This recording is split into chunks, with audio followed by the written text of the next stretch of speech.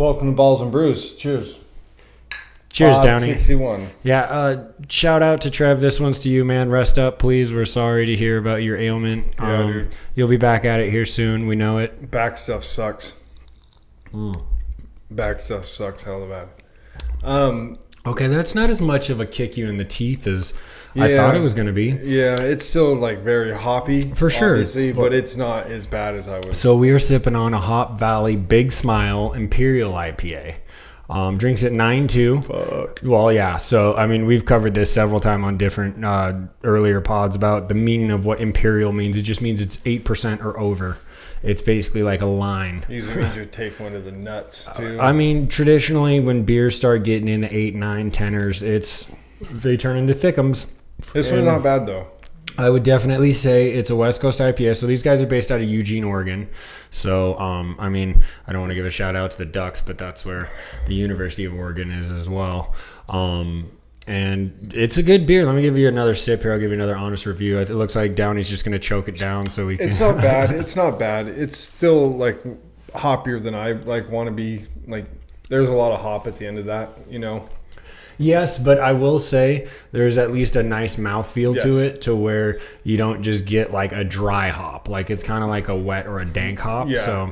Because I drank, when I went to the Aces game, they had Hop Valley there. Okay. I drank Citrus Mistress like all night. Yeah, I like that. Right, because that leans more into exactly the citrus. Yeah. Exactly. Like it's but lemony. I was waiting for this to... Bam! Well, and to be fair, though, we cracked it pretty quick. So if it sits, it'll open up and maybe let you get some more of those notes. Wonderful. But definitely for your hop heads out there, make sure you check it out on X and Instagram. They'll be up as always. It's a pretty neat little can. Just their logo, their hop logo with a big old smile. They always have that hop logo on their stuff. Yeah, it's just different colors depending on the brew or whatever. But shout out to Hop Valley.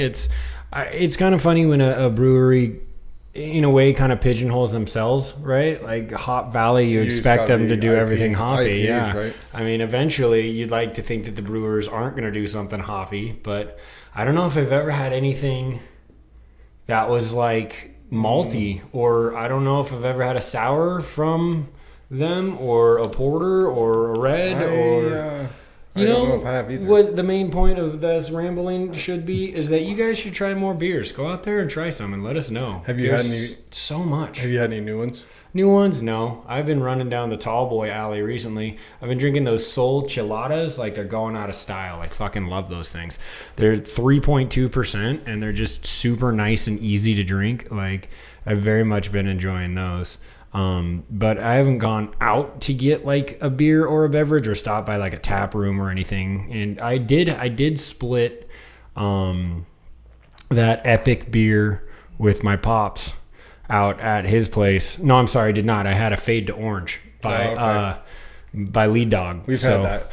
And that one you like more than the Oranges is Oranges because it still has... Yeah, the Oranges is fucking orange. It's pretty much like drinking OJ, which is like not the worst thing, but it's kind of weird. Yeah. You're expecting a beer and you get this like really... I'd way rather have Fade to Orange over Oranges. Okay, 100%. Sure. Like I love their milkshakes and stuff, but I can't... That one is good. That milkshake IPA that they do with the orange, I forget what they call that one. Any of their milkshakes are... Did we get like a pineapple one time? Dude, it was... They also had, I don't know if I had it on pod, but I think I talked about it, the churro influenced stout. No, it had like it. Mexican chocolate. We had and it. Like it was it was really good. It was delicious. Shout out to Lead Dog. But yeah, I haven't really been touching anything new outside of, like the pods. Like this is the first time I've ever had this one. Oh, yeah? Yeah. I mean, it's funny. Hop Valley...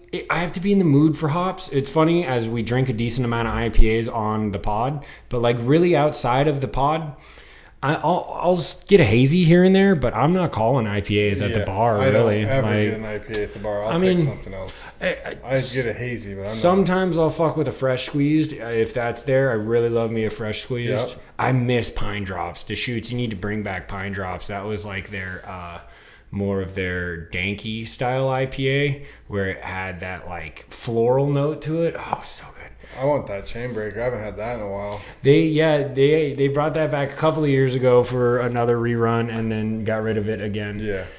That sucks. Yeah, it's seasonals, man. They're the blessing and the curses of, the beer scene. Or like one-offs. When you find really good, like, limited releases, you got to enjoy them while they're there. You really might not see them again.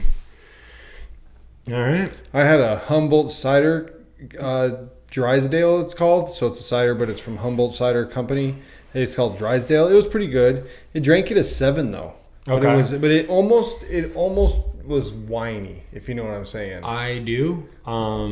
It can definitely get that way it depends on where they cut off the fermentation, right? Yeah. Like if they let it get a little too far, it can get into that like whiny, medicine-y-esque style flavor. It was good, but it wasn't great. I thought it was a little whiny.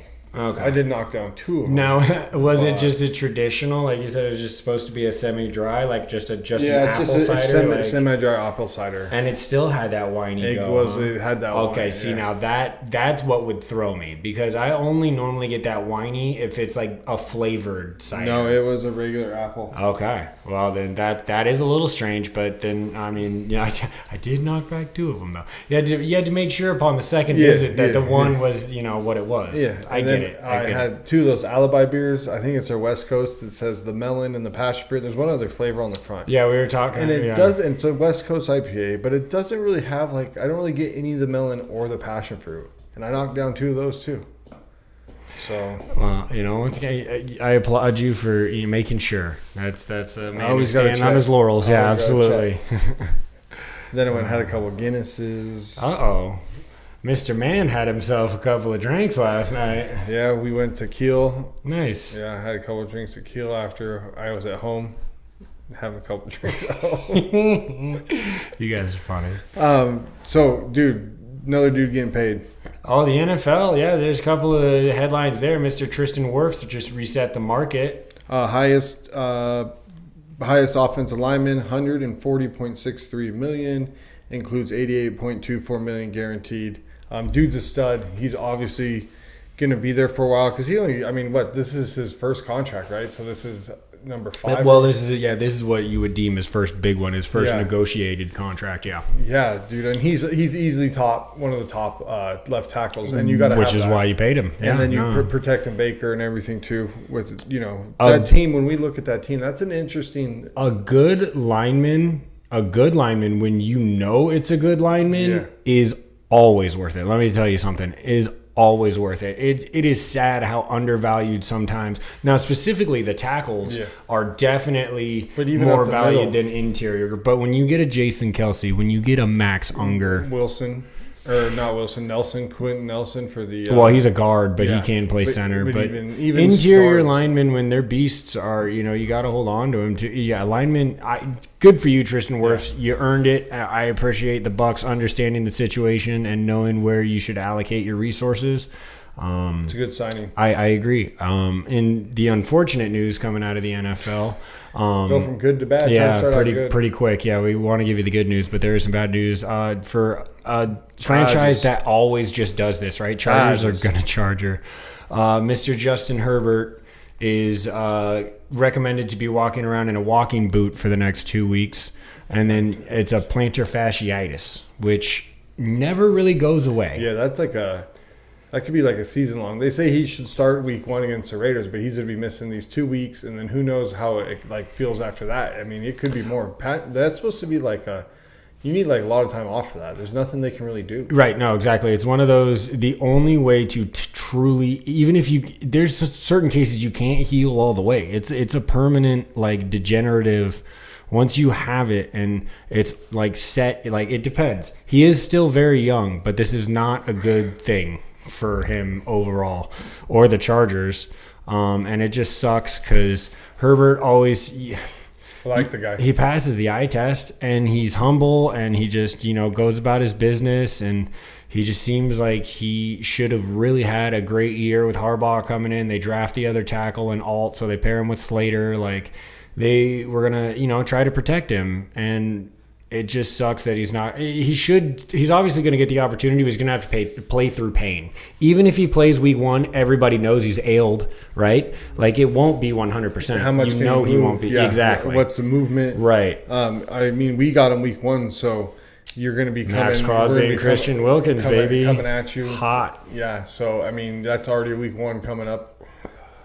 And, you know, how much time does he get in? The receivers are all new. He's only played with Johnson once, and he didn't play very well last year. He threw him a couple hundred yards. He only had a couple hundred yards. I've heard he's not had a really great training camp so far either. He might be just drop city. He might just be like a... I've seen a couple of highlights where he's been snagging shit too. So, I mean, I think that you can't read too much into training camp. No, but yeah, totally. But it's still... You never know.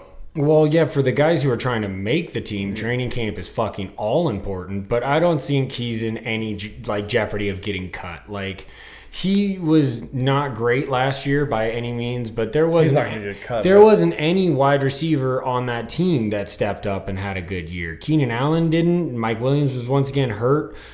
They lost Palmer, right, to you, wasn't it, Palmer? And then I think they still had Guyton, but I don't think he did much neither. So Guyton's on our team now too. Is it Guyton? So then is Palmer still there? It's one of those two. I always get the two of them. We got Guyton this year, but last year we had.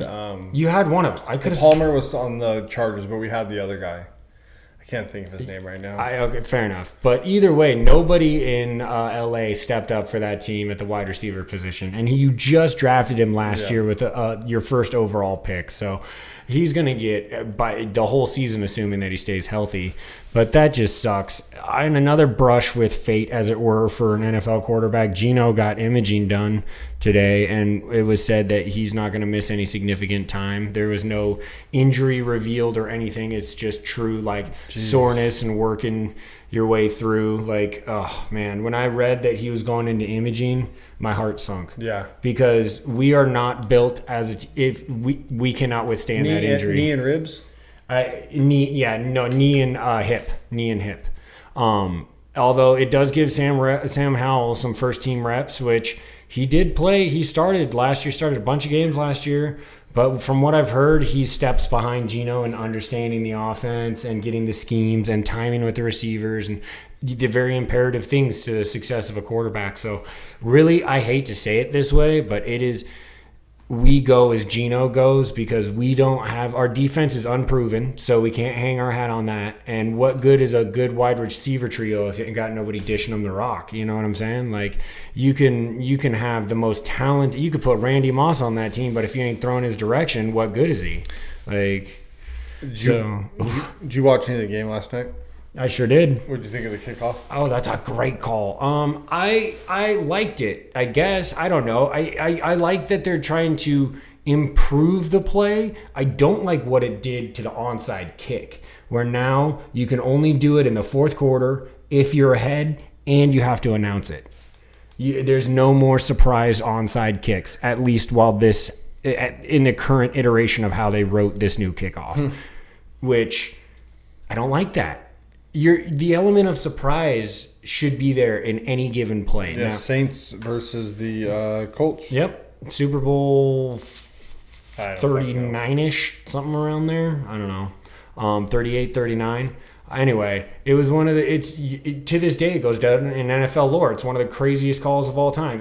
Between the announcers calling it perfectly and as a fan, you'd never seen anything like that before. And never since. That is a one-of-one moment, and since it worked, it will never be replicated again.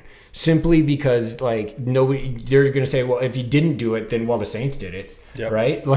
There's that's done. You can't replicate that one again. But I don't like that. That I learned that just a couple of days ago. I was reading that through a tweet. So for that part, it was a little but the actual kickoff. If you get the right guy back there, oh Lord, he's got to slip one line. He's just got to get through one cut, really. And if he's got another step, it could be interesting, man. We get some season. Yeah, because we're seeing third stringers execute that. That was just pure exhibition out there, or practice in the sense nobody's ever done this before. This is the first time this has ever been attempted in the NFL, anyway. Not ever, but the XFL did it or whatever. But within the NFL. So, I mean, there's going to be so much developed over this year as to how it's going to be used. It's very much so. The special teams coordinators will levy a much bigger chunk or burden than they have in previous years as far as, you know, the way that they could swing the game, specifically with that kickoff. Because and another thing is, if you touch back it on the kickoff through the end zone, if you don't touch it until it hits the end zone, that's 30. You get it at the 30. It's a weird. It'll work itself out. I don't know, but it's a 1 year. So we'll see. What'd you think? I thought it was kind of cool. I like how you get more kickoffs, like returned. Like it was like 8 of 9. It tries to spur action. 8 of 9 kickoffs were returned. Right. Where last year 73% of kickoffs were touchbacks. Yeah, no, which also makes sense.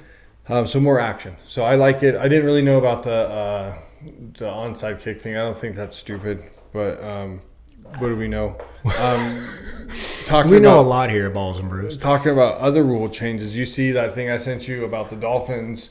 I didn't actually read into it. Please explain it to me. There was a loophole on the kickoff. No, it's not a kickoff. It's on snaps. So the Dolphins would be in motion, and the receivers would start to get a running start at the line as they hiked it. So Tyreek would already have a 2-3 step. That is now a false start.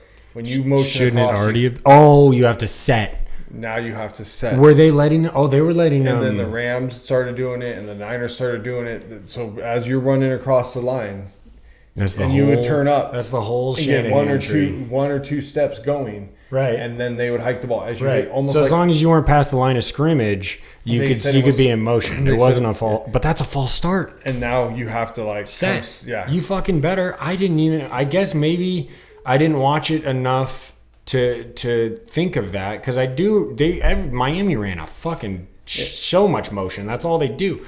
Here's what the rule said in 2023. If an eligible receiver who is on the line of scrimmage moves backwards or changes his stance 2 or 3 point and does not come to a complete stop with a snap, it's a false start. Any eligible backfield player who changes his stance does not have to come to a complete stop prior to the snap, as long as his actions are not abrupt or forward. Okay, so as long as he's technically still moving sideways is how they're trying to was what they were trying to call it. You just can't move forward with it. Yeah. Okay. They were being able to move forward with it, and so that's how those guys were getting. And then there's even like a little video in the thing where it kind of actually shows Tyreek getting a going forward. I was going to say, even if you think about just the idea of a man as lethal as Tyreek Hill already in motion, even if it's a parallel or it's a perpendicular motion to where if he's going sideways still, you don't want that man in motion. He is lethal. He's already got his hips moving. He's got everything in motion before you get to move, because if you move, it's a false start. Thank you, NFL, for closing that off, because I did not know that was it. That is a tremendous, value for the offense alone. It was like a cheat code. Then that essentially is. And they called it like a cheat. In the article, they talked about it being a cheat code, and that the Dolphins figured it out. And then after the Dolphins, how to pace it the best, how to play. After the Dolphins, if they're not going to call it, McVay and Shanahan picked up on it very soon after that. Yeah, if they're not, if they're going to let you work that into your game plan, I'm moving Tyreek. No wonder why I would always have him in motion. Are you fucking kidding me? If I can find a way to get his feet in motion without a false start, every time. That guy he's a world-class sprinter, man. That whole fucking team's a track meet this fucking year, with picking up that other kid that they got out of. They drafted another Washington speedy, and the kid right out of Tennessee. Right, that's it. Yeah. The Tenny back. That's who I was thinking of. Last week, dude, there was some crazy stat. I was looking for it. I couldn't find it. That there was like 43 trades at the trade deadline, and like 37 of them were like relief pitchers or some shit. Like that. MLB? Yeah. 37 relief pitchers on the move from like designation from like other it was something like that. It might not have been 37, but it was like 32. It was more than half. Maybe it was like 25. Of the movement was specifically. It makes sense, of relievers, though. Well, yeah. Because that's how you win the playoffs. You have to, exactly. If you're gearing up, if you're a buyer at the deadline of you're only looking for two things. You're looking for bats and you're looking for Ks. You're looking for strikeout artists in the mid rounds, or mid innings, 5, 7, 8, 9, 5, 7, 8. Hopefully you have your starter and your closer, and you're looking to fill that middle gut. And then you're looking for hot swingers, hot bats, baby. Who's going to give me, 30 home runs? So I think not that many. I like. So the Dodgers did acquire starting pitcher Jack Flaherty from the Tigers. Boo. But he's got to be healthy. You know, I mean, he could go in. He played for the Cardinals those years, so he has playoff experience. 1,000% makes sense that the Dodgers are swinging for pitchers right now because their whole starting roto is busted. And how about Kershaw? Please, dog, just call it. That last start you had, giving up 7 earned, is sorry, bruv. You haven't been yourself in, 5 years now? 6 years? I don't know if it's that long. Ever since they won that chip. What was that chip? When was that chip? 3. It's only like 2 I think years. it's longer than that, bro. I think it's longer than that. I really do. I can't say, with certainty, but it feels longer. No, I think it feels like it's been a decade. I think he was okay after the chip. I think he only hasn't been good for the last 2 years. Okay, I mean, you watch more baseball than I do. If I'm another starting pitcher that went is Alex Cobb went from the Giants to the Guardians. So the Guardians looking up to pick up more pitching. They're gearing up. Alex Cobb, remember when he was on the Rays? He was a stud. He's been okay. He's only been okay, but Guardians getting more starting pitching. I think they lost that McKenzie kid. Do you think the MLB has the most people change teams and then fall off? Like, I almost feel like that's more of the narrative than them changing scenery or getting new teams and being successful. I feel in the MLB, like, I'm not saying everybody hits in the NBA or everybody hits in the NFL. It's never going to be that way. But it does feel like in the MLB specifically, when big names change teams a lot, and it just, maybe this is recency bias, I don't know, but it feels like they don't make the splash that they're supposed to in their new team very often. Harper finally did, has been doing it in Philly, but he started off slow after coming, off the Nationals. He wasn't a trade, though. Was he a free agent? Yeah, okay, so he wasn't a trade. Okay.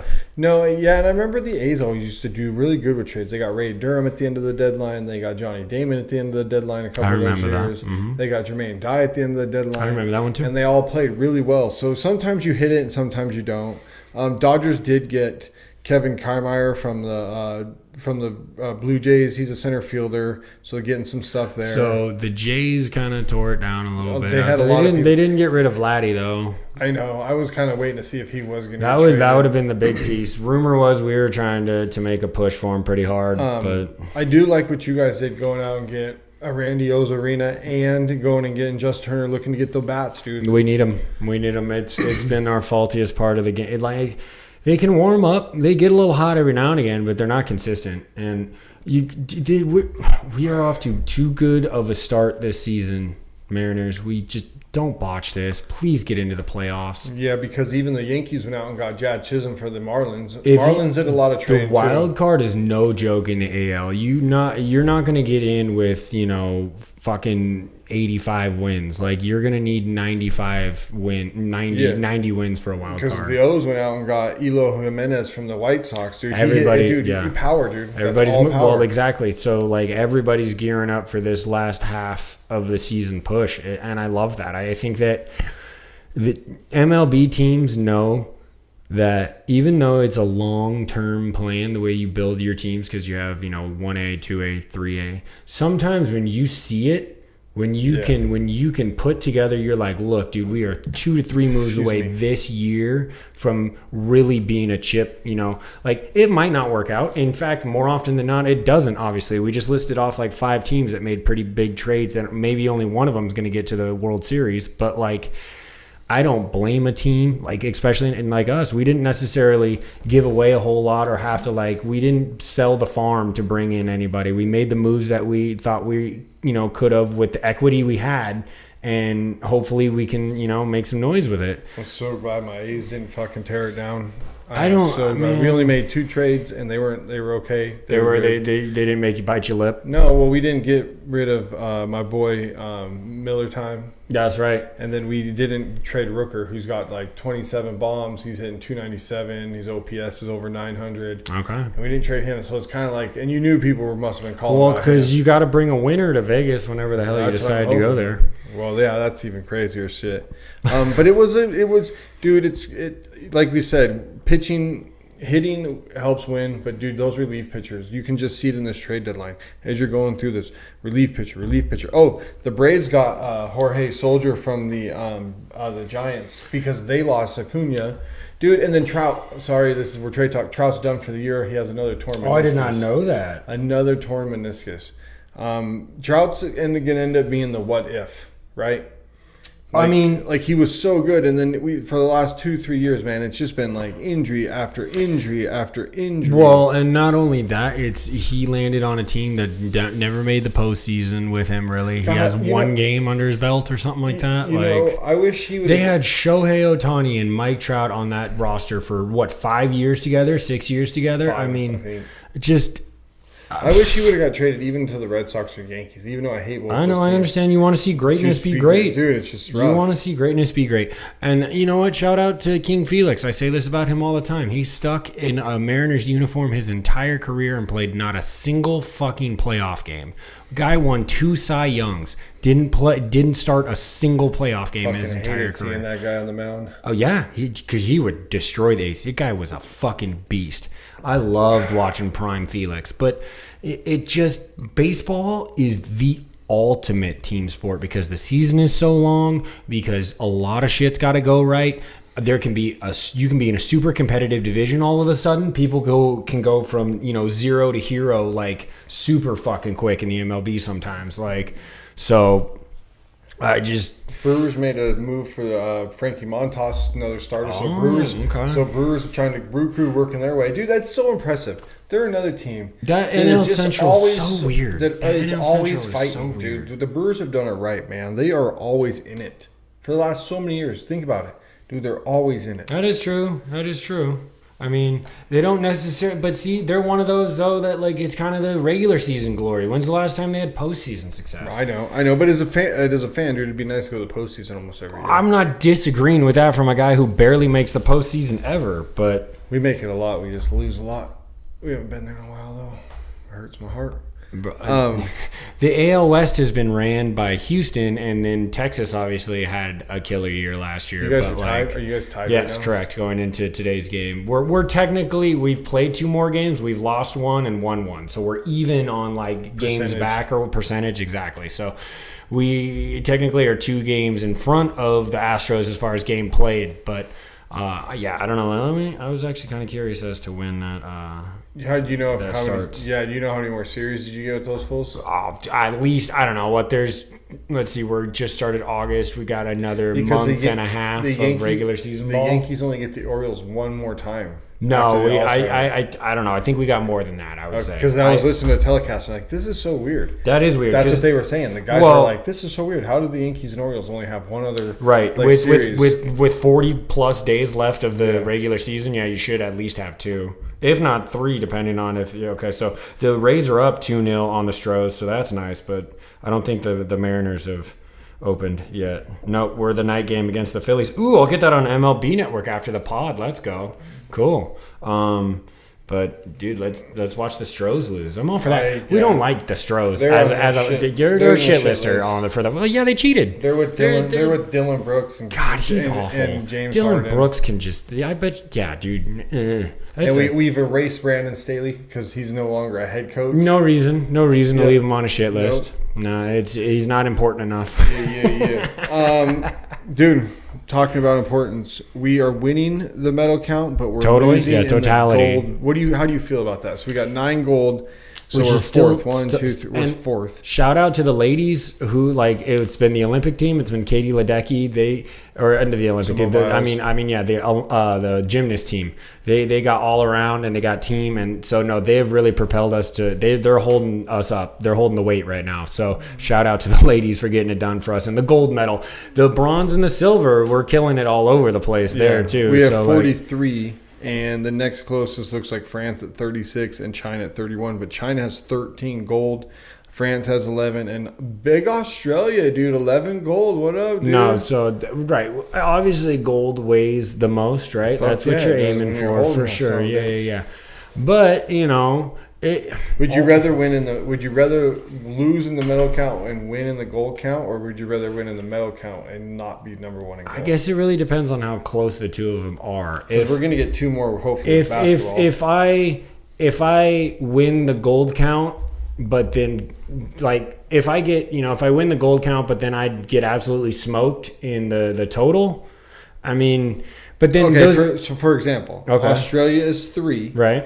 11 gold, Right. 6 silver, Right. 5 bronze. So Right. they got 22. Right. Great Britain is 5th. Okay. They only have 9 gold, Okay. 10 silver, 19. and 8 8 So it's bronze. 27. So they, in so theory, they're up by 5. right, by 5 total. But they're since, down by 2 in the gold medal gold count. Right, yeah. So what's... I mean, if you're asking the individual athletes, they're going to tell you gold every time. But I like hanging the totals. As a fan, I like seeing as many placements as you can get because there is absolute... The respect that comes with medaling in any event, gold, silver, bronze, is fucking impressive, dude. Like... And so the totality has to weigh into this. Now, don't get me wrong. Once again, gold is gold. Like you want to raise the highest banner for sure. Exactly. So, thank you, Ricky Bobby. I don't disagree with that statement, but if we can win the total medals by 12, 15, 20 medals, then yeah, okay, great. You got more golds, but we basically we showed dominance across the board in more sports and more events. So, I mean, you ask the individual athlete, gold all day. They'd say gold or bust. And I know that you feel pretty much the same way. I've heard you, speak to the passion of, I've watched you out on a kickball field. And show up, team. Next fucking team. What's the next team? Mega Balls. Oh, that's right. We'll see you on Tuesday. I can't believe we got stiffed. I know this is on the pod, but I can't believe we got stiffed. That night was fun just fine and all, but like... Yeah, I love competition, and I watch you out there. Coach Downey is no joke. I love getting it in between the lines, baby. You clock in, brother. You go to work. It's time. Yeah. As soon as you said between the lines, dude, it's game time. There's no fucking 50%. Fuck kidding. I watched a man who got bad hips be laying out for the ball. You made that out, by the way. I did. You did. All right. We're gonna go pour another beer when Charlie finishes that one. I do have to finish this one. We're gonna come back with the North talk. Correct, but I want to touch real quick on the big Olympic news, or the speculation, or the drama, if you will, has been coming out of the men's basketball team, right? Because the first game, Tatum gets no minutes. Goose eggs. We still win by 26 points. Yeah, dominate. Right. Second game, Tatum starts. Doesn't play good. Doesn't play great. Embiid doesn't play good at all. Basically gets benched. Did he even get in the South Sudan game? I don't think so. No. Who got the DNPs? Was it Embiid? Okay. I mean, which is weird because you'd think that he would match up better against those guys, but apparently he did not. You know who's playing sweet? Tell me. KD and Book, dude. Both KD's been lighting it up for sure. Book's on fire off the bench, too. AD and Bam are lighting it up. No, the team in unison wants to win a chip, and there's actually been, some of those guys have a lot of Olympic experience. KD being one of them. Books, this is his second team. Like AD's been on 3 now. I think KD's the leading scorer in our Olympics. Holds our records for scoring in the Olympics by a substantial amount too. It's by like almost a couple hundred points. Now that doesn't sound like a lot when you're talking about like seasons of basketball. But you're talking once every 4 years, and you only get 8 games, isn't it, or something? If you play every game. Yeah, because he already went for 20, and then he even had a good game too. So no, but I'm just saying, literally, there's only like 8 games total and you can only do that every 4 years. It might not even be 8. Exactly. So I mean, for him to be several hundred points of a guy like LeBron, who played on the 04 team, by the way, the 04 20 years ago, the bronze team, fucking bronze. LeBrons. Anyway, Steve Kerr, don't listen to the haters, bro. Yeah, what do you think about the fucking... I think that he's winning. Do you think it's chicken shit that he didn't start and then started? No, I don't. You only question a guy when he's blowing teams out. If he was even skating by and getting like 3 to 5 point victories, then you could be like, okay, maybe schematically, Kerr's not looking at this correctly. When you're beating I'm just asking you, do you think it was chicken shit that he went from DMP to starting? No. I mean, I can understand, if you try to please everybody, you're going to please nobody, Kerr. Always remember that. Like, just you got there on your own fucking, on your own back. You won chips as a player. You won chips as a coach. Like, they wouldn't put you in that position if they didn't fucking trust you to go out and execute. You know what I'm saying? Like, and then even shout out to Mike Krzyzewski. Came out and he ran Team USA for fucking years. Came out and defended Kerr and said, hey, man, I get it. I looked at the matchups and I could understand why he played who he played and when he played them. Like, I love for us couch warriors who, yes, we love to talk sports, but I'm not there on the sidelines. I'm not listening to those conversations. I'm not in those coaches' meetings. Like, and once again, if success is bearing success, then let it happen. We haven't 17 and 26 points have been our margins of victory. We're 2-0, and we're talking about this like there's a problem. Like, that's what sucks. That's what bothers me. Like, if we struggled, and especially if we lost, like, then scrutiny is to be had. But let us roll. Let's get happy. The country's doing it. We're going out for the gold. Let's let the gold train run. Like, I don't know. That's how I feel. Cool. You want to go fill some beer? Zach wants me to kill the rest of this beer. He's thirsty. Yeah, we're gonna come back on this beer pod with some beer talk and some AFC and NFC North. Probably the two hardest divisions, I think. Except for the AFC South's going to be different. There will be some back and forth about these two. The last two, if you checked out Pod 60, we agreed upon a lot of things. I think we're blind on this one. We haven't talked about it necessarily, but I think we're going to deviate from each other a decent amount on the way that we look at some of these teams. You know what I was thinking too, Charlie? What were you thinking, Z? So we talked about a whiteboard for the shit listers. Right. We should have the whiteboard on the other side. Have, like, when we're doing this, who's picking – like first through fourth, so we know where everybody's at through the whole year. I was thinking about that. So it's like AFC's. Whatever, I totally get you, man. Yeah, paper trail, baby. Yep. Yeah, documentation. Yeah, we're doing it. We're getting real professional on this here pod. So y'all stay tuned. I got to drink the rest of this beer. I'm one gulp left, and we'll see you shortly. 0 gulps left. Welcome back to Balls and Brews. Cheers, Charlie. Welcome back, Zach. Cheers to you guys too.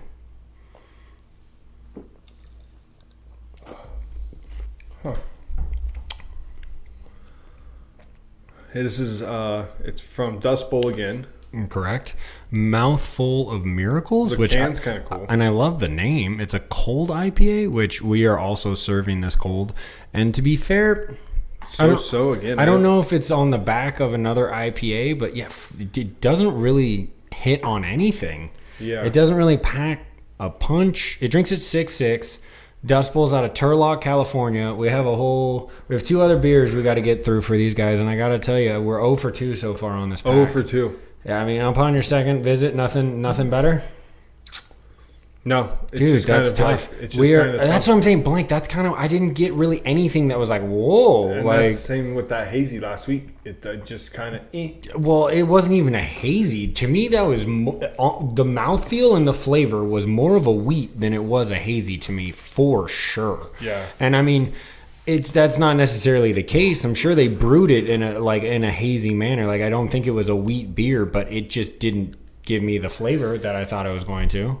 At all. Yeah, I think we're 0 for 2 on this. Bummer, Dust Bowl. Come on, man. Like, help us out here. Like, it's okay. Like, it's all right, but it's like just like really. There's nothing there. It's just that's weird. I don't even know how to describe it. Is it because it's a cold IPA? It's supposed to be like that. It's a nothing burger. I want to move on. I'm sorry. I don't want to continue shitting on this beer. Okay, so I guess sometimes you'll miss. Let's jump into the NFC North. I'm looking at these 4 teams, Downey, and I am having a really hard time. You want me to go first? I do. Okay. Okay. As we did last week, we're going to go 1 through 4, and then we'll break down. I thought about putting somebody else first, but I didn't do it. I got Lions 1, Packers 2, easily both making the playoffs. Now it gets difficult because I still think Kevin O'Connell is a great coach, and JJ is one of the most prolific receivers in the league, if not the first. I think you have to make the argument that he's numero uno. He is probably. I mean, CD's got a pretty damn good case when he's on. He's legit. When Jamar's on, I'd rather have Jamar, or I'd even rather have Tyreek. So I don't know. There's a bunch, but JJ's one. But I'm going to go Detroit, Green Bay, Chicago, and then Vikings, and it's going to be very, very close with those two. And I don't know if we get a third one. We'll have to see when we talk about our playoffs and who we're picking. I don't know if I'm putting a third one in this division, but the Lions and Packers both easily making playoffs. Lions offense, the only thing that worries me, which we'll get into in a little bit, is that receiver room. There's still only Amon-Ra St. Brown. I love that guy. But Williams really hasn't stepped up, so they need to do something there. The Packers offense is going to be fucking electric this year. I just have this second year loves in the thing. They got the receivers are all been playing together now for a while. I think that offense could be electric. So I think they're easily 1-2. I just barely put the Bears over. The Vikings, I think, Chuck, is just because I like what there's two words. There's two words you got. It's Sam Darnold. That's why Minnesota is going to be number 4 in that division. Because Probably. you look at those other 3 quarterbacks and Caleb Williams, you haven't seen him in the pro ranks, but I guarantee you if you talk to the general person who follows the NFL, they'll tell you they have more faith in Caleb Williams stepping into a Bears uniform this year than they do Sam Darnold stepping into Minnesota. Bears stay healthy. That should be it's offensive line and it's some of those receivers. You know, Keenan Allen can get hurt. Moore just signed a big extension. That's one we didn't mention. Good callback. He signed a big old fat contract. He got like $80 million guaranteed. So shout out DJ. But then they got our guy. All 3 of our guys. We all loved your boy from. Dunze. On that Some team. of the smoothest feet you're gonna see, dude. And He's so good. Cole Clement is there. No, yeah, it is a team that if I don't know Swift, how it's gonna Roschon, gel. Herbert. I don't know how it's going to gel. There might be some growing pains. The first month might be a little iffy, but they unfortunately for them anyway, playing in a division where they you can't take a month off with the Packers and the Lions there. You go 0-4. If you start 1-3, if you start at 1-3 Chicago, even if you look like you're starting to turn a corner, that might already be too buried. That might already be too far. Because the back. Lions, I think the Lions are going to have a really good record, and I think the Packers are going to be right on their heels.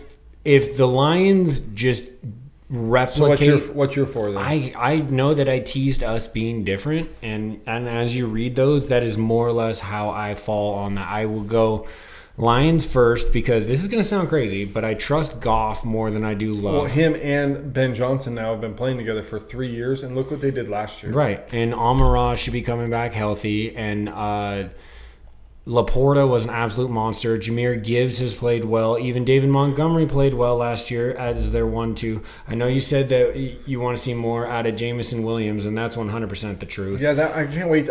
When we look at that receiver room, we got to do a little deeper dive. I think that there's a name that I'm forgetting. Is Josh Reynolds still there? Maybe, but that's. But he dropped some big third downers for them last year. But anyway, that's like the one room I'm really looking at. Green Bay Packers defense. But I have to say, like.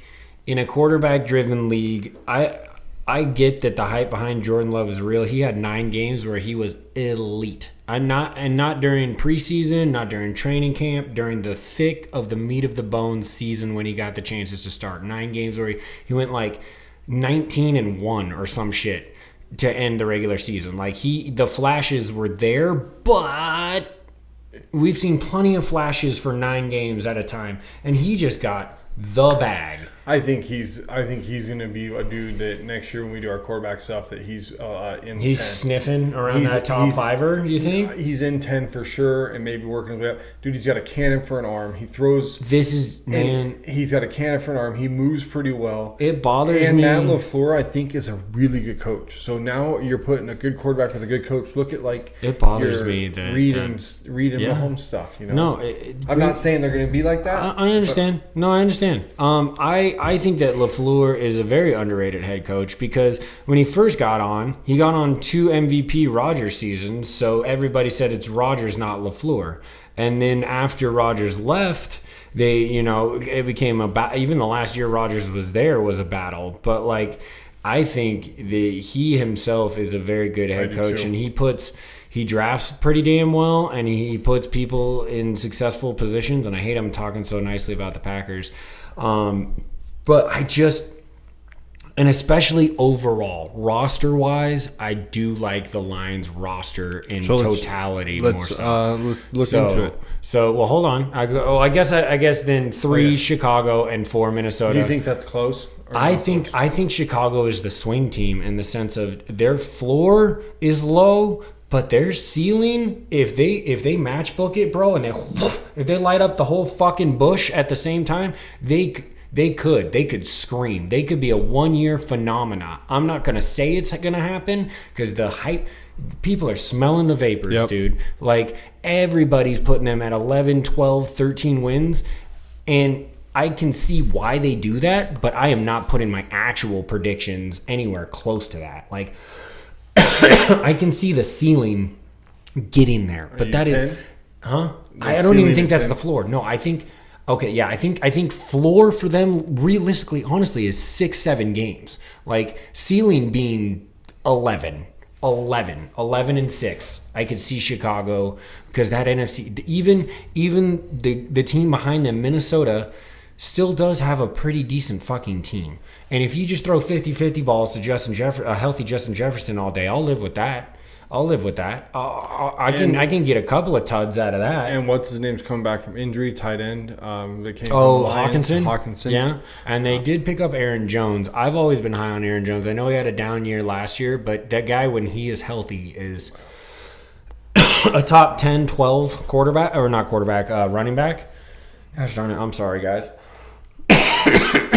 So let's take a peek at the Lions since we both have them at the top. We'll go through them first. All right, let's kill the Lions. No, Lions and Tigers. Jared Goff, obviously, I have him in the top 10. But you know who I like on that team? I want to see Hendon Hooker playing preseason. I want to see what he looks like. Yeah, I went back and I listened to that a little while ago, and your take on who you wanted to see in the preseason the most was, in fact, Hendon Hooker. I think that is speaking of, okay, you know who's been popping in camp is Mr. Joe Milton over in New England. You've been reading any of that? So, yeah, the 6th round pick, right? Candidate for an arm, athletic as all hell, but same thing that they said about Hendon Hooker. He's also just older, and he was coming off of a knee, right? Yep. Oh, so, I mean, Goff doesn't even need to. This job is his. They just paid him so. Running back room's pretty good, like we said earlier. David Montgomery and Jamar Gibbs. They have Justin Jackson is nice though. I like that as a third. Oh, I have Craig Reynolds, so weird. No, he's there too. I got wide receivers. You got Amon-Ra St. Brown, Jameson Williams, and Khalif Raymond as your starters. Donovan Peoples-Jones, Tyquan Smith, and Antonio Green. See, that receiver room is just not great, Charlie. I don't love that receiver room. I mean, okay, Tyquan Smith is actually, I didn't know he was on this roster. He can move. That kid can play. Yeah. Donovan Peoples-Jones, he actually has a set of hands too. This is his first year on this squad. Yep. Maybe he can light it up. Like, Sam Laporta's sick. There isn't a lot of proven, I will say that. Other than Brown, that's it. But I have definitely seen good flashes from both Tyquan Smith and Donovan Peoples-Jones. Those are those two are gonna make the team. They might be 4 and 5, but they'll make the team. And I don't think that's if that play action runs as smooth as it did last year. I mean, everybody is gonna know it's coming. And that's where Goff is the most successful. But if they can keep that play action going with those tight ends and that wide receiver room, they'll be fine. Yeah, because you got Sam Laporta. He hit it off last year, like you said, Charlie. Oh yeah, he was like TE 3 or 4. Like, he was up there. And their offensive line is one of the better offensive lines in the league, with Penei Sewell at right tackle, Decker at left tackle. Then you got Frank Ragnow, Kevin Ziller, and Glasgow as your interiors. Yeah, come on, man. Shit. So your offensive line's obviously set. You just said 4 like potential Pro Bowlers right there. You got to keep the Montgomery and Gibbs both got to stay healthy. You got to kind of have a team where you stay healthy, because if you lose Brown, there's not much back there. That's the one worry for the Lions, is your weapons at receiver are not really matched with the rest of the team. Once again, though, I still think that there's enough there that, like, there's enough proven talent there that I think if Goff plays those guys specifically, like Tyquan Smith he's a deep threat. And Peoples-Jones can be, but he's a 6'2", 200 pounds. He's a big-bodied boy out there, dude. Like, I think that, they need the offset to Amon-Ra, who's the smaller slot guy. Now, they need Williams. No disrespect to Amon-Ra and the fact that he can run fucking anything. You can put that guy anywhere on the field, and he's a technician. He's so good. He's a great football player. But Jameson Williams, if he does take that step forward, that's what they need. They need somebody else. They do. No, I don't disagree, but I'm just saying I'm not as low overall on the room as you might be. I think that's still probably like a C plus B room, whereas you sound like you're a C minus kind of guy. Yeah, I'm not even close to the B's. Defensively, they got Aiden Hutchinson. Obviously, he's had 2 good years. At your one end, you got DJ Reader. Marcus Davenport's also on that line. So your line's okay. That's rebuilt. Well, Davenport just came over from the Saints, and Reader just came over from the Bengals. So. And you got Eamon McNeil, and then you got some. So they got Kyle Pecco as a backup. Remember him? And then they drafted that Malik Wingo kid out of LSU. So their line is not bad. Jack Campbell had a great year last year from Iowa. They drafted Everybody him. had to eat crow on that one. That was supposed to be like the biggest stunner of the first round, one of the biggest stunners of the first round. And he came out and only produced like 100 and some odd tackles. No big deal. His counterpart, Alex Anzalone. Anzalone. The kids with the long hair. Mm-hmm. Dude, he's a banger too. He's sideline to sideline. He's one of those though. He needs to kind of sometimes he's got to tighten it down. He plays with reckless abandon almost too much, and it can cost that middle of the field big time. He blew a couple of really key plays for that team. And their back end was awful again last year. But Carlton Davis Johnson left, which his 1 year stop did not do anything for that team. So you got Brian Branch, who they drafted from Bama. He was a stud. God, he's fun to watch. Also, real quick question, and answer me in the comments if you know this. What is up with that fucking mouthpiece that's in his helmet? Do you know the answer to that? I don't know. Okay. Brian Branch literally plays with a mouthpiece stuck in the wedging of in the air vents of his helmet. Yeah, check it out. Look up, if you don't know who Brian Branch is, you should look him up. He's a beast in the fucking first place. But answer me that. I want to know. You have Carlton Davis at one side. You got the rookie Arnold on the other side. Amik Robinson, my boy from the Raiders, is their nickel. That's right. They were able to get Arnold. I forgot that they swung that trade. And Amik is underrated. I think that's a good pickup, too, for him. So they did try to bolster. We'll see if it plays out. So, I mean, overall, though, that defensive line, stout. Linebacker, pretty damn good.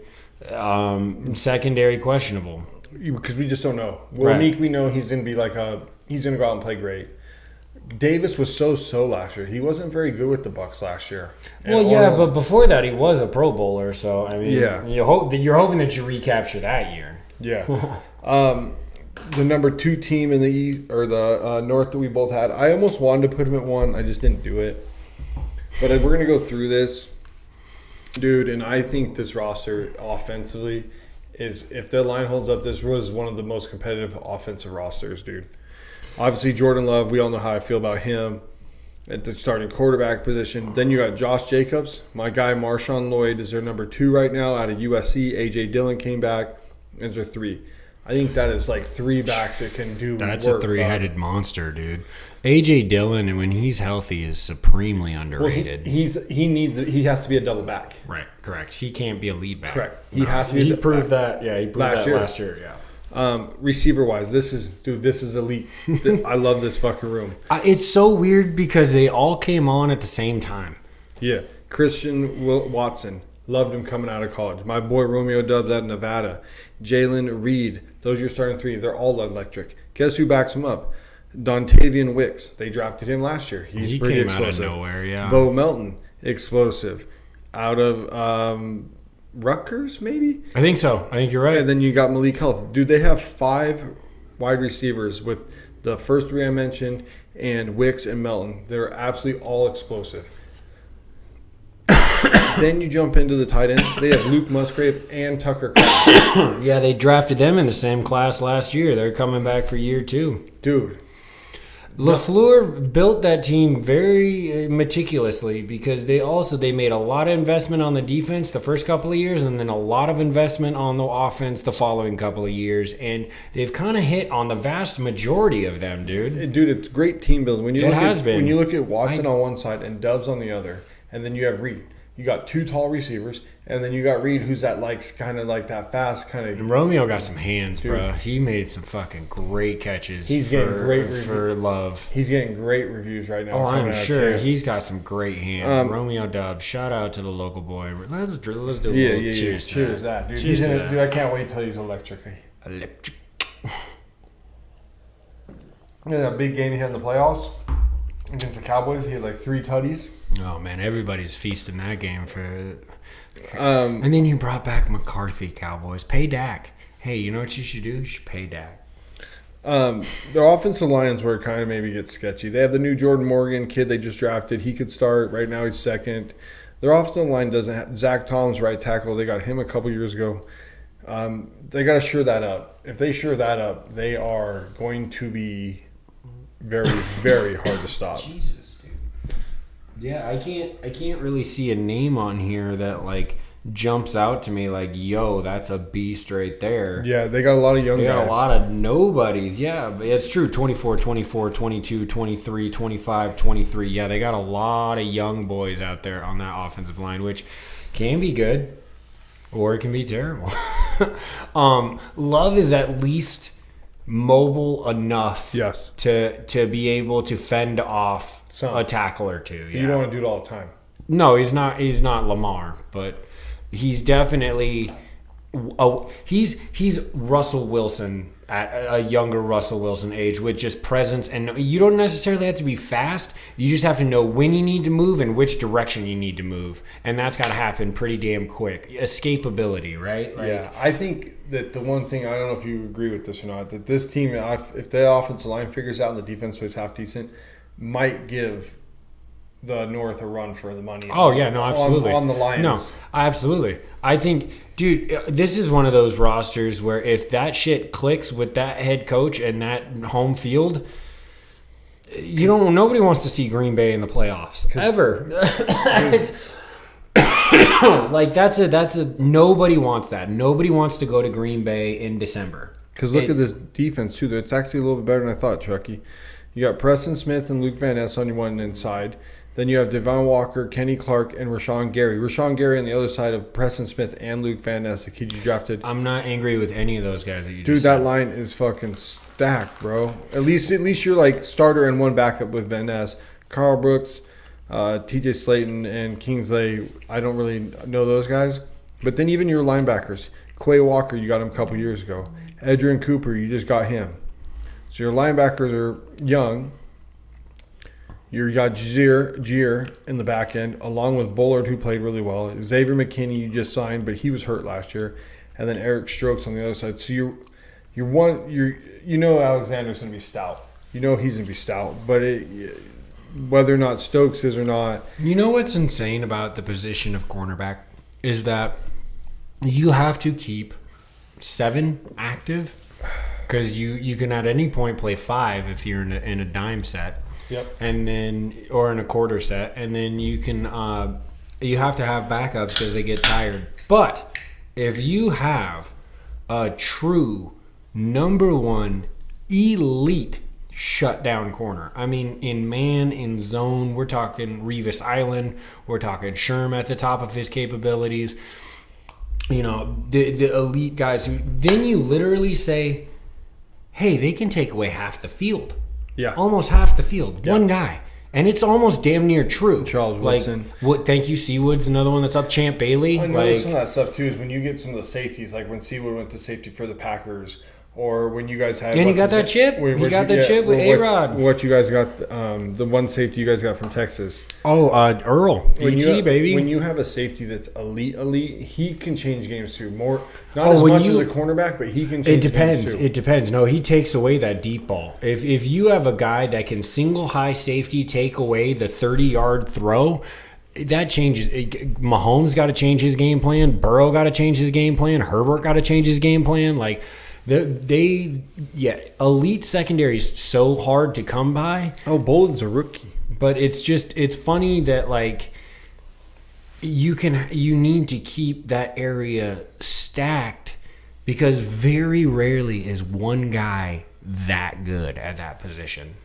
Those guys are hard to come by. And in Green Bay, Jair Alexander is pretty close. When he is at his tippy top, when he can do it all. Now, he's kind of had a little injuries over the last couple of years, which never helps, obviously. But, the Packers do have a roster that can not only overthrow the Lions, but I see you over there. Could not only overthrow the Lions, but could make a push. They could. I'm not going to fool myself. Let's look at the third team we're talking about is the Chicago Bears. We kind of dived a little bit into them with their skill position and whatnot. Right, because obviously you got Caleb starting. They are just your running back room's pretty stacked. You hope with Swift, Herbert, and Roschon Johnson. Your receivers are DJ Moore, Keenan Allen, Rome. Andre Carter's the guy that we had last year that was on the Carter. That's it. He's now on them. They got Velus Jones Jr., Cole Kmet. Gerald Everett's a nice signing for them. My God, that guy is he's a mercenary at this point. Gerald Everett spent, I think, 2 seasons in Seattle. And honestly, okay, so here's the thing about that guy. He just catches balls. Oh, he can. But he's wicked athletic, but like he also has a fumbling problem. He fumbled a lot in a Seahawk uniform. Like, I don't know if that's just where did he spend his last year? Was Chargers. Was it? Okay, that's it, yeah. He caught a lot of balls from. Yeah, but he probably dropped a lot too. Maybe. I don't think he's Quentin Johnston, but and then you're I was high on that kid coming out of TCU too. I was not. Your offensive line is young with Braxton Jones. You just got a couple years ago. Trayvon Jenkins you just got a couple years ago. Ryan Bates, Nate Davis, and then your guy you got last year, Denell Wright. So you have a young offensive line. That offensive line again has to perform. Otherwise, you have no run game, which takes away play action. Then all you have to do is sit back and try to cover these guys. And that's still a tough ask, to be fair. When your quarterback's running for his life the whole time, it's sure. No, who is their offensive coordinator? It's fucking. Oh my God! Guy. It's fucking. No, it's not my guy. It's Shane Waldron, right? That's what I said. And then my ex guy. Look, okay.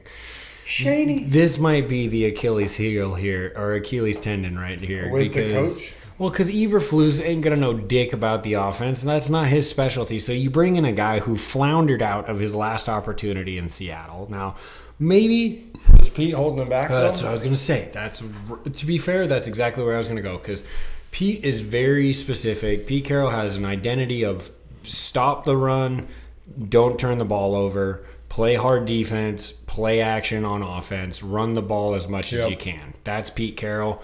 He won a lot when he had the right athletes, and he did it both in the college and the professional level. So I love you, Pete. Right off into the sunset. Whatever you want to do, I'm proud of you.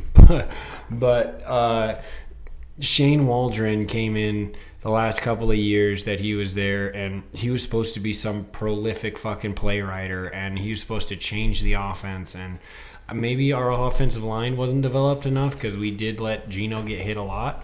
But even in the year that Geno won comeback player of the year and completed like 70% of his passes, it still just wasn't pushing the ball down the field like that you really, really want to see. Now, with the athletes that you have in Chicago as well, with DJ Moore, just huck 'em, chuck 'em football to him, that kid is actually extremely underrated.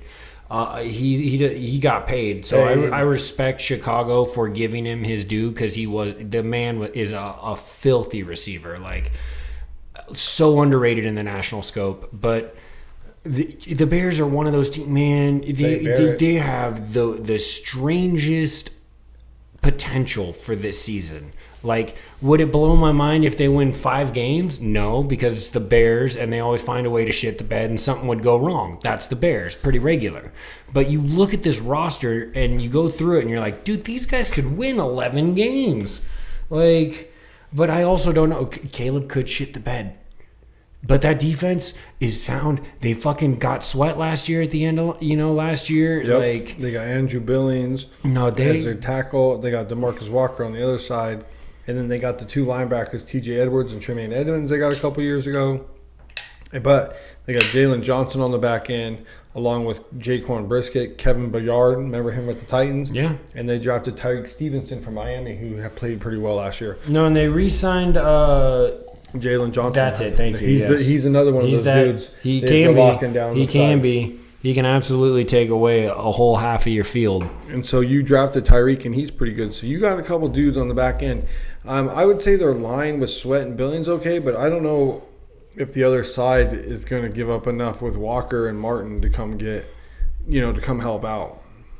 Either way, man, like, this roster it's a lot of top heavy. It's a lot of first liners, first rounder, or not first rounders, but why am I drawing a blank? Starters. Thank you, golly. And if they perform well, then this team will push forward very quickly. If they don't, and one injury, whether it be a significant running back, wide receiver, or unfortunately if Caleb goes down for some reason. Now Tyson Bagent did play pretty damn well last year in replacement of Fields for a backup. Obviously he wasn't designed to be the starter, but he still won like 3 or 4 games. But anyway, just as many as Fields. He looked better throwing the ball. Fields is in Pittsburgh. The NFL just went absolutely bonkers this fucking season. Let's do a cheers and get to the That's Vikings. true. We still have to get to the AFC North, so let's get going. Overall, Bears, kind of low floor, but very high ceiling. Very, very strange team. Specifically this year, just given Caleb and what he's stepping into. When he had talent at SC, he was insane. He's led the nation. He has more touchdowns in the last 3 years than anybody else. And it's not even close. It's by like a substantial margin. So, he had a rough year last year because he was running for his fucking life. You were just saying, yeah. Sure. All right, so this is different here, y'all.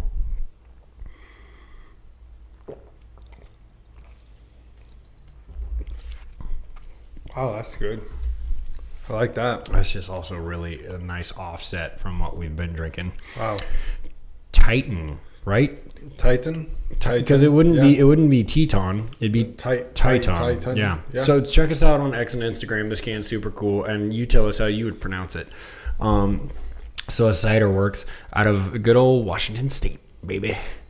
A hazy strawberry hard cider. I don't know. I guess I don't. It's a cider. It looks like a cider. You can see the body on it. So I don't know if I would define it as hazy per se. There's stuff floating in it. Maybe that's why. Oh, if there's some. Yeah, but there's always normally live in ciders. Anyway, strawberry hard cider. It's delicious. It's really good. I like that mouthfeel I got on it. You get the strawberry flavor for sure. Good. And it's a little bit like. You get a little lip pop at the end, right? 6.9. Oh, yeah, a little pucker? Yeah. Because it's a semi-sweet, not a semi-dry. It's a semi-sweet. Yeah. So 6.9, and they're out of specifically Yakima. Shout out. That's a fucking... I'm going to take me a second sip here. A sip. See, this is why you drink quicker, because you gulp. I drink like a man. if drinking like a man is gulping, then you're there. I like to get a lot of flavor. I'm kind of a flavor guy. It's no big deal. Yeah. This is really good. It's delicious. This is really good. Sorry, T-Money. This is probably the best thing we had all night. And it does have that wee little pop at the end. Yep. That's really good, you guys. Titan Cider Works. Check us out. Instagram. Look it up. All right, on to number 4. The Vikings. Obviously, you got Sam and JJ 1 and 2 for quarterback. How long? Okay, before we break down the roster, how long of a leash does Darnold really have? Because the rumor is that it's supposed to be the full season. I would think that it's got to be close. I don't know if JJ's meaning like if they start out 1 and 3. I think he's still in. I think if it's like way worse at like 8, 1 and 7, then he's probably out. So then you're going to see McCarthy the rest of the year because it's like, why not kind of thing. You can barely even get back to fucking 500. Running back room is Aaron Jones, Ty Chandler.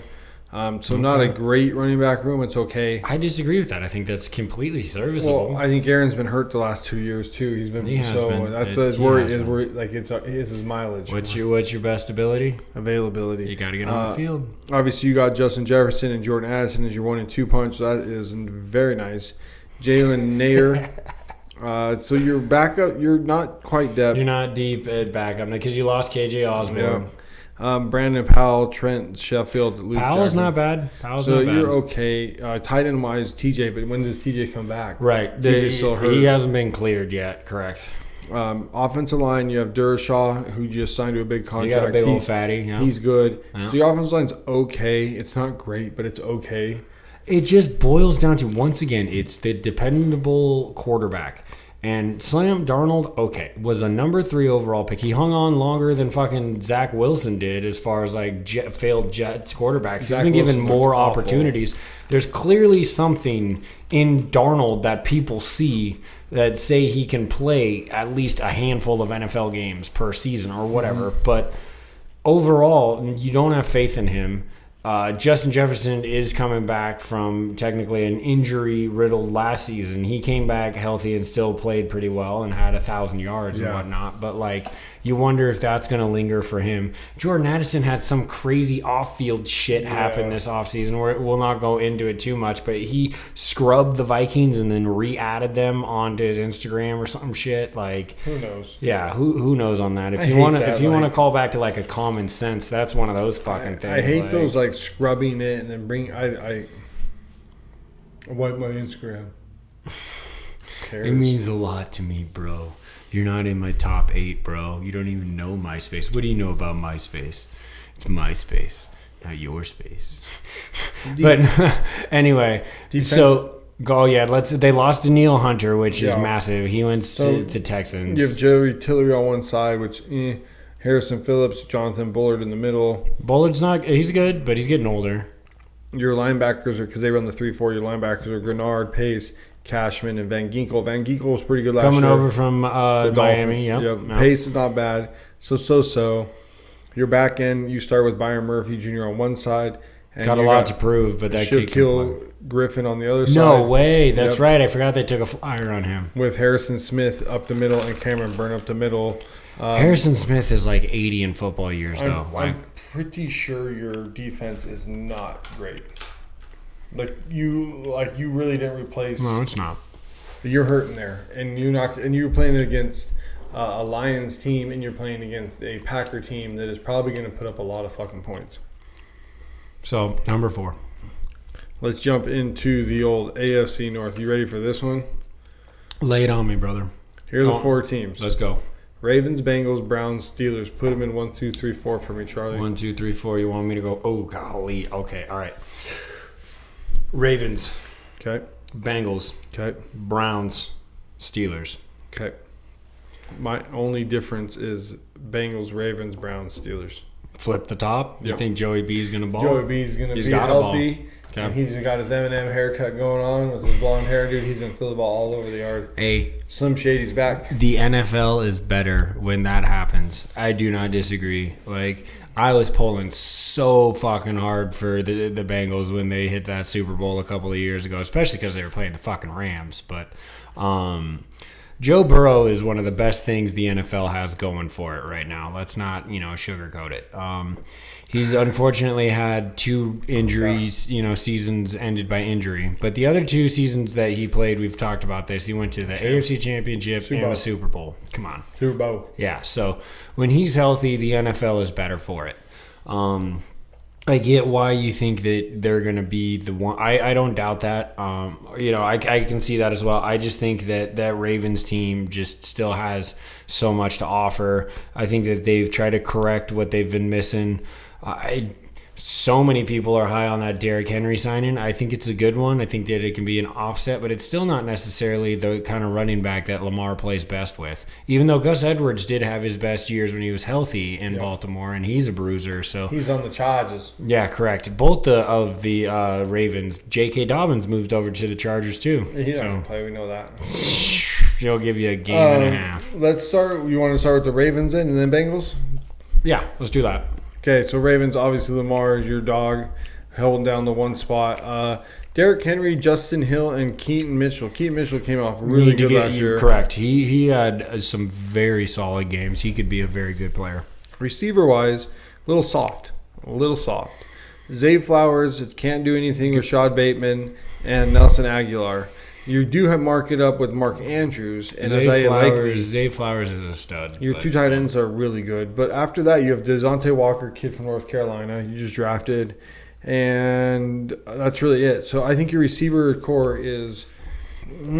But let's be real about it. They don't necessarily. That's never been what's propelled that team forward.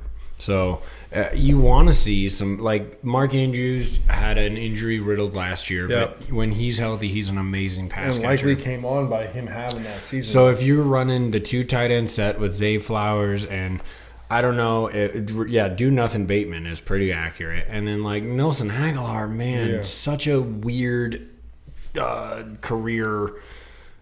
Yep. If he can catch the ball, he's elite, but his hands just sometimes are not there. And then offensive line, Ronnie Stanley still holding down left tackle. Yeah. You got Linderbaum in the middle. Yeah, drafted him a couple years ago. The steal of the draft a couple years ago, Andrew Voorhees. Yeah. Remember, he blew his knee out during the combine, and they took him in the 7th round out of USC. He's their starting guard this year. I remember you were super high on him. They got Roger Rosengard out of Washington. Oh, my God. Yeah, no, look. Okay, so then, those. But they're all young. Right. But those wide receivers. Yeah, true. That's a running lineup right there. Oh, my Lord. You are putting 2 tight ends and all those hog mollies, and you're running Derrick Henry and Lamar Jackson down somebody's throat until they can stop it. You're using those receivers. Zay Flowers will get his touches. Mark Andrews will get his touches. But you're using a lot of that as window dressing, bro. There's so... And, speed kills, dude. Oof. I like that. I like the way that they've built that. Defensively, they have M'Baku, Justin they signed him, just that guy. You'll have to try to say the last name. Matabuke. Justin Matabuke. He's a stud. He is. They re-signed him this offseason. You got Pierce up the middle, Broderick Washington on the other side, so not bad. But your linebacker core with Roquan, you got Trenton Simpson from Clemson. Now they did lose their D coordinator. Correct. He's coaching your team. Kyle Van Noy is the other linebacker, but on the backside you got Kyle Hamilton to do it all safety. He's a monster. Humphrey's only okay, so this is the part of the team. Humphreys is better than okay. Humphrey put a little respect on his name. He was hurt last year. Yeah, but when he's healthy, he's top 15 at least. But the back end has been a problem for this team for the last couple of years. Which is crazy because they hung their hat on secondary for a long time in Baltimore. But I love Harbaugh as a coach. I absolutely love Harbaugh. I do think the loss of McDonald will change the scheme, obviously. But with what we just read, the talent is still there. So 100%. That team can be lethal. I get why you flip-flopped it. As when we go over the Bengals, I'll definitely agree upon a lot of names that we're going to talk about and, talent there too. So this is definitely one of the ones where I could see a flip-flop happen. What's crazy, if Deshaun Watson figures it out to even this much of a degree, they might be something. A lot of people say he's washed. That's very true. Washed. A lot of people agree with you. All right, on to Cincy. Joe Burrow. Burrow-sees. Zach Moss, Chase Brown is your running backs with Trayvon Williams. Chase Brown had a really good end of the year last year. You did lose, what's his name, to the Texans. Mixon. Well, you traded him. You were going to cut him, so you got a 7th round. That's so bizarre. Okay, this is one of those guys. This holds no bearing on real world play, but he's like a 91 in Madden this year, and he got traded for a 7th round pick. Where's the disconnect there, Downey? How does video games ratings technically are pretty close usually, but I mean. It also doesn't mean anything in real life if he comes out and sucks ass at the Texans. But he was a cap casualty. Who are the Bengals paying?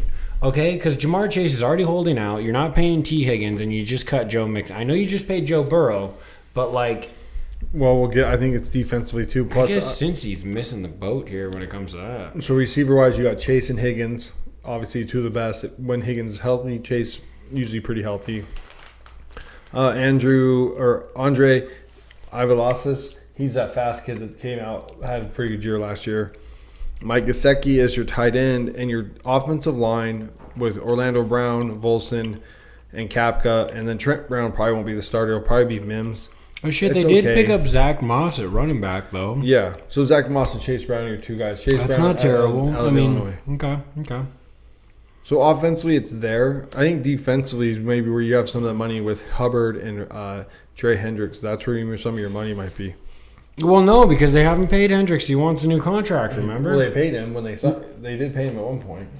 No, but I think the reason why he wants a new contract is because he's not getting paid now. That's got to be the reason.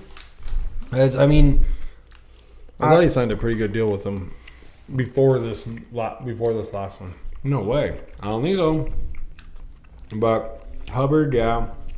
Miles Murphy needs to step up. That was a draft pick last year. But they got B.J. Hill up the middle, Rankins up the middle. They just drafted That's that nice. Chris Jenkins kid out of Michigan. Oh, yeah. Mm-hmm. Logan Wilson's a really good linebacker for him. Jermaine Pratt's Do we a pretty say good linebacker. Sheldon Rankins? Do we even put, Yep. I know he's older, but he's still there. On the back. It's so funny looking at rosters when there's 90 guys on them, right? Because there's so many guys you're like, Yeah, I'm I don't not even even go gonna, past. yeah, not even gonna touch. The back end, you got Britt on one side, you got Turner on the other, and you got Geno Stone up the middle and Jordan Battle. So, Von Bell is an older guy. Mike Hilton is he's got him. Worth mentioning, sure. Dak Hill. So your back end's okay. It's one of those that, once again, has a pretty low floor, but a reasonably high ceiling. When they do play well, those are all guys that can play well together. That is still overall, pound for pound, a really fucking solid roster, especially when you're talking about a healthy Joe Burrow. That guy can elevate a lot. I think it's clear as day when it comes down to the way that we evaluate teams. It's pretty much quarterback first. A lot of it is. In today's NFL, it kind of has to be, yeah, because you levy so much, on the wide receiver, but a wide receiver doesn't really matter without a quarterback, yeah. And don't get us wrong, we've praised cornerbacks and safeties and all sorts of defensive players, but Mahomes doesn't really give a shit who's on the other side. A good offense will more times than not beat a good defense, except for in this fucking game, 43-8, Legion, boom. Sorry, all right, that's the last shout out I'll give to that. So it could be close. A lot of it has to do with what happens with health too. Sure. No, and then moving on down the line, Browns. Cleveland, right? So You have Deshaun. Right. Jameis Winston is backing up though. right, so he might get an opportunity if Nick Chubb has got to come back healthy. Jerome Ford had an okay which year I'm last year. pulling for big time. Devontae Foreman just got hurt really bad. Got sent to the hospital in a helicopter. Get better, bro. And then Naheem Hines. So your running back room's okay. That's good. No, that is legit. Your receiving room's really good. Amari Cooper, Jerry Jeudy, Elijah Moore. Also, you have David Njoku. Cedric Tillman, the kid out of Tennessee a couple years ago. So your receiving core is okay. With Cooper and Jeudy, and Elijah Moore, you have three dudes that can really light it up. And then your line's been good for years. You have Joel a guard. He's out of Bettino. He's out of Nevada. Mm-hmm. Willis Jr., he's out right now, but he's okay at tackle. Coughlin at the other right tackle, okay. Yeah, Coughlin's a good player. And they have Wyatt Teller at the guard. So offensive line is good when healthy. No, that team, once again, and then as we obviously cover, there's some prolific players on defense that this team has. Offensively, that's enough. If Deshaun, you just have to play reasonably good football. And then they still have DTR. They drafted him last year, and they have famous Jameis, 30-30, bro. They got a guy who can sling the rock. If you want to put a guy out there who can just fucking huck him, chuck him football, then Jameis is your guy. So I think that they were trying to maybe send a point to Deshaun. Even though you got all these guaranteed millions, your job is, I hope, hopefully, gosh, you know who love that trade? The Texans. Oh my goodness gracious! Look at what they've been able to do, what they've been able to flip, and they 100%. Still have equity from that trade overall. 100%. Oh my lord! Defensively, they have Zadarius Smith getting a little bit older on one side, other than Myles Garrett. Still a really heady player, though. I'm not gonna shit on Zadarius Smith. Yeah, Shelby Harris and Devon. No, I won't either. I wanted to sign him. Dalvin Thompson up the middle, backed up by Quentin Jefferson and Mike Hall, who you just drafted. I can't believe you didn't give Myles Garrett his roses. Are you kidding me? That's the number one player on the Browns defense. Yeah. Well, I was just going through him. Okay. Yeah, Myles Garrett, he's always up for defensive MVP. That guy isn't, other than his run-in with Mason Rudolph. And that was crazy.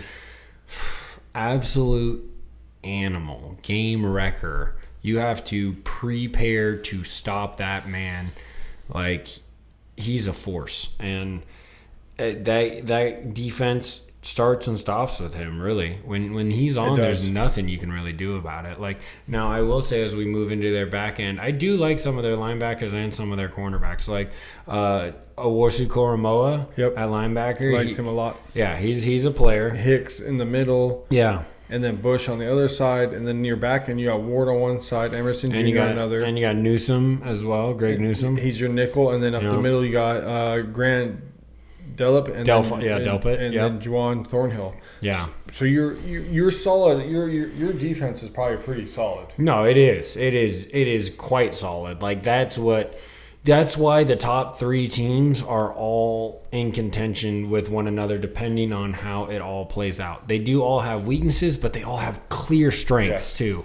So if they can ride the momentum of what they do well, any one of these 3 could be the AFC North winner. Yeah, a lot of has to do quarterback-wise. I would say Cleveland is the one where they're sound enough on the running. I think Nick Chubb, if he comes back, he's a fucking monster when he's healthy. And then you can offset it with Naheem Hines. They do. Anybody does that. He's a true number 1 workhorse. Those wide receivers are good enough with those backup QBs that we talked about to get them the rocks. Yep. And that defense is going to hold you to 20 to 24 points a game. So, I mean, really, and Stefanski, we like him as a head coach. So, I mean, that Deshaun Watson is the lowest of the 3 that we've talked about quarterback-wise. It's not even close. But the rest of that roster might have something to say. 100%. So let's jump into the Steelers. Obviously, you got the Russell Wilson, Justin Fields. Quarterback, they got Russell right now as 1. We'll see what happens. I think it was a smart move in the sense of you didn't give up anything and you're not paying them anything. You're paying them combined at like $10 million. Might as well test the waters on it. Yeah, because Pickett clearly wanted out. He wasn't the guy. He got shook as soon as Russell Wilson got there. So, which is candy ass shit to me. I mean, I agree, because now you're clearly saying, "I'll be the backup to Jalen Hurts in Philadelphia." Like that is a little weak, bro. It's weak sauce. Weak sauce. Running back wise, you got Najee Harris, Jalen Warren, Cordell Patterson. Jalen Warren's pretty cool. Najee, I don't know what to make of Najee. He is one of those guys that is super frustrating because he's great in between the 20s, but he doesn't score. He has like fucking 12 to 20 total touchdowns across like 4 years, but he's got yards coming out of his fucking yin-yang. He can move the rock. He just doesn't get into the end zone. So the Steelers... Is that play calling though too? Well, and now they got Arthur Smith is taking over the helm, and what do you think about that? You think that's... Well, he had a good run with the Titans. Sure. He had Tannehill fucking 14-2 or whatever. Tight end wise, they got Pat Freiermuth. He's a stud. And Darnell Washington, they got the big dude out of Georgia. But receiver wise, they got George Pickens, who we like, Van Jefferson, and then Roman Wilson, who got hurt. But then Scotty Miller from the Bucks and Calvin Austin the third, which really hasn't really done much. So receiver wise, Pickens is good, but seems to be kind of a complainer. Pickens, block. I'm sorry. That is a part of your job. Yeah. These Can you believe he said that shit? These aren't business decisions, okay? This isn't what Cam Newton said with diving on a fumble in the Super Bowl, which, I still think he should have dove. But blocking is a part of your job. That is 100%. You train that every day. Yeah, you should. You should do it. Like, that's not a freak coincidence that a running back needs you to open a hole for them. That's quite often. Do it. Play for your team. Your hands and your body movement or like control is insane. It's almost better than anybody else in the NFL. You can lay out in ways that most humans can barely dream of, whether it's up, back, sideways, whatever. But there's a part of your game that when you watch just kills you as a fan. Wide receivers who block are so much more valuable to their teams than just wide receivers who go out there and catch balls. Hate that shit. There's going to be more plays where you're asked not to be the guy. Yep. So you got to play those parts strong. So I'm sorry, I'm sitting out here, but George Pickens, brother, that's common sense for me right there. Block. Offensive line, they just drafted Troy Fanu out of Washington. God, dude, I thought that we were gonna pick him, but I was hoping we might have Isaiah Seminole, Zach do you Frazier. feel about that Bowers pick? Let's revisit that. He's in a crush. Okay. Zach Frazier they just drafted as well. James Daniels and then Broderick Jones they drafted a couple years ago. So very, very young and unimproved offensive line. But kudos to them to knowing that they were getting older. Yeah. It was fading. They had to do this. Their offensive line hasn't been good in years. Way to invest in it, though. Way to understand that that's where you need to put the equity because you know what? You know how a wide receiver is good? Is if a quarterback can throw them the ball. Correct. You know how a quarterback can throw them the ball? When he has time. If he's standing on 2 feet. Yes, sir. Who gives them that? Offensive line. Every time. Why are they so undervalued? I just don't. It is bizarre to me in today's NFL. Defensively, obviously, they have T.J. Watt leading the charge. Absolutely. One of the best of all time. Or one of the best current, yeah. No, and always up for DPOY. Yeah. Always in the running. Cameron Hayward's still on the team. He's got to be getting up there in age. You got Keanu Benton and Larry Avigenobi. I want like 2 to 3 more of these. And at 7%, that's dangerous, brother. So defensive line stout. Well, it's stout because T.J. Watt's on it. Sure. No, and Cam Hayward can absolutely do enough to make some noise. And then in the linebacker room, who do we got? Cole Holcomb, Patrick Queen, and Alex Highsmith. So Alex Highsmith's been having pretty good years. That's right. I forgot. Patrick Queen is with them now. He's an animal. So linebacker room's pretty good. If I got Patrick Queen on there, you're automatically in the top half. And they took Peyton Wilson, kid out of NC State. Okay. So they do have a little depth. Your back end, you got Joey Porter Jr., who you took a couple years ago. Deontay Jackson on the other side. Last year, I thought, right? Last year, yep. Minka Fitzpatrick, who's a stud. He's great safety. He's fun to watch. He's super fun to watch. Deshaun Elliott. You also have Beanie Bishop Jr. as your other guy. Yeah. So, all right. Overall, pretty rounded out defense. Back end could be worrisome. Yeah, but it could be good too. I don't. Minka, who's good, but your corners could be. I think Porter can still play. I think that you said Banks, right? No, Banks. Deontay Jackson. Jackson, right? Okay, Deontay Jackson. Okay, yeah, I don't know if I can rep him or not. And then Beanie Bishop Jr. But overall, I think Tomlin's a great head coach. That quarterback room is sorry, though, man. And I was the highest on Fields. I linked my whole fantasy wagon to Justin Fields immediately last year. I took him in the 5th round. Told him that's not a smart move, Charlie. Yeah, well, I guess you ate a bag of crows on that one. I lost money instantly. But no, it's Russell Wilson is just. You got to give him way too much time for him to diagnose the field anymore. His escapability is gone. He gets crushed. He doesn't have the movement he once did. He still has a pretty good arm and a good, if you give him time, he can deliver a nice ball, but he needs 3+ seconds. And Fields is too jittery. He doesn't commit. He doesn't want to sit and analyze. He wants 1, maybe 2 reads, and then he's gone. You're talking, and then what's crazy is he still holds on to the ball for fucking ever. So, I mean, I like Tomlin. I can't stand the Steelers. I watched Russ for 10 years. I've always wanted Fields. I'm in a really weird place with this team. But I do think that they're bottom of the AFC North. I really do. I do too. Let's roll into Fandom, Charlie. We were talking earlier about just college football coming up. We're right there. We are on the cusp. Last week we talked about the game. So the game drops, with about 3 to 4 weeks to go before the actual. And you always have a week 0 now, and they always have one huge-ass matchup. So, we're there. We're there. But now you got to remember everything's different.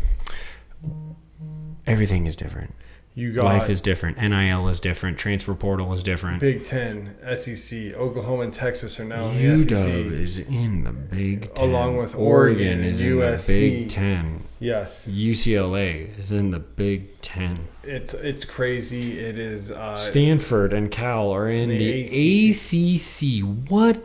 Colorado's back to the Big 12. The Big 12's got teams like Houston and UFC in it. UCF. The Ultimate Fighting Championship decided to throw their hat in this ring or two. But it's dominated by the Big Ten and the SEC, and the schedule is fucking crazy, dude. Which is exactly why they did it. It's unfortunate. We've spoken on this pod 1,005 times about the history and the pageantry and the tradition and what it means to hoorah for your college football. It's different than a pro team. College fans have always known this. And it's really sad. I told you guys on last pod, I had a moment where I heard a matchup between the Oregon State Beavers in the Pac-12, which is now the Pac-2, and the Washington Huskies, now of the Big Ten.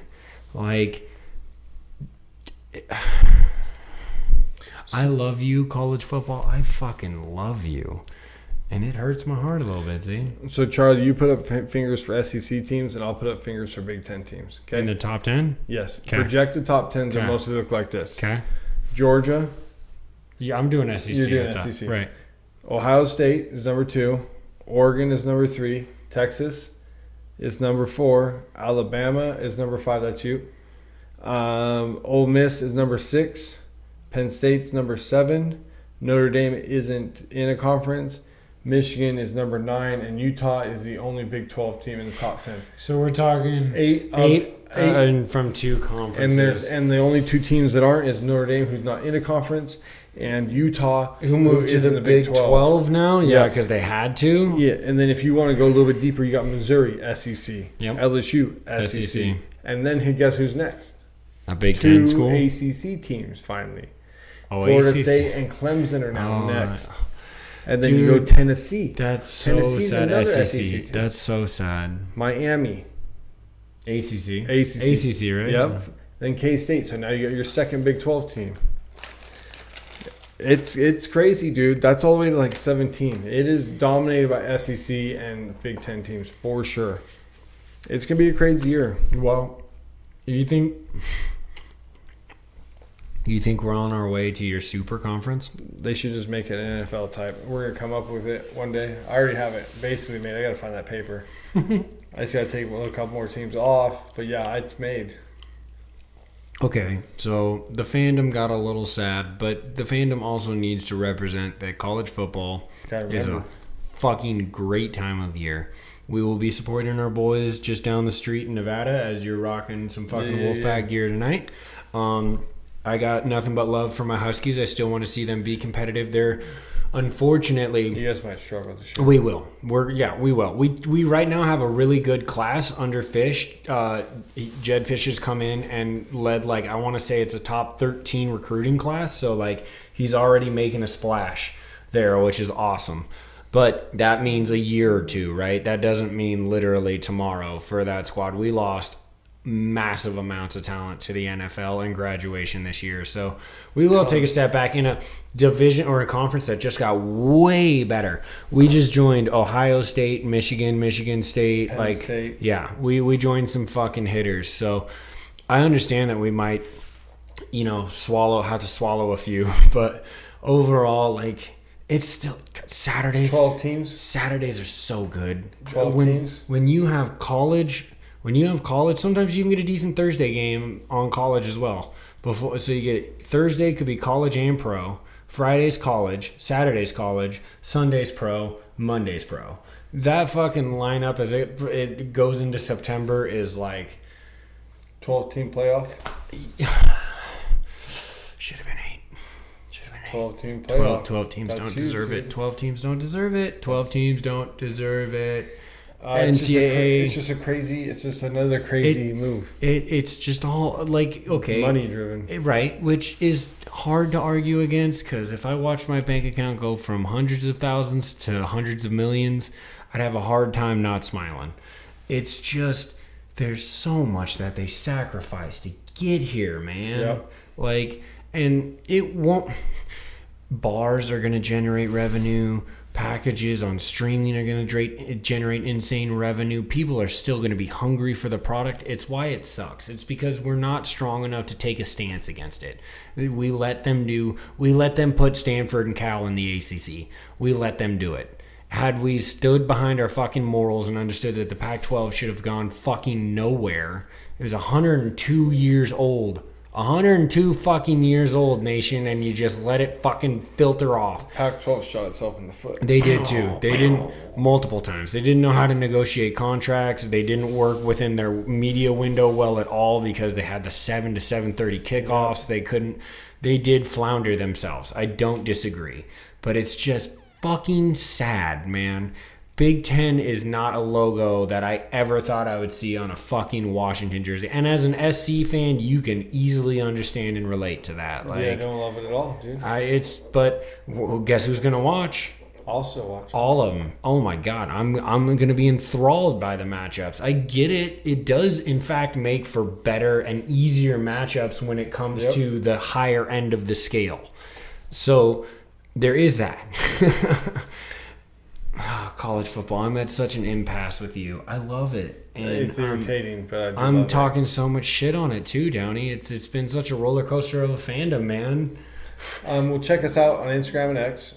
Yeah, YouTube for the video cut if you're watching this, Spotify and Buzzsprout on all of what it you know what Buzzsprout does? I don't think I've ever explained this. Buzzsprout links you to whatever podcasting app you use, like Podcast Addict or anything of that nature. So make sure you check us out on Buzzsprout too, or whatever your podcast platform is. Team Money, get healthy. We'll see you next Oh my pod, god, hopefully. man, if I had more alcohol, I'd take a drink to you. I miss you, brother. Get back.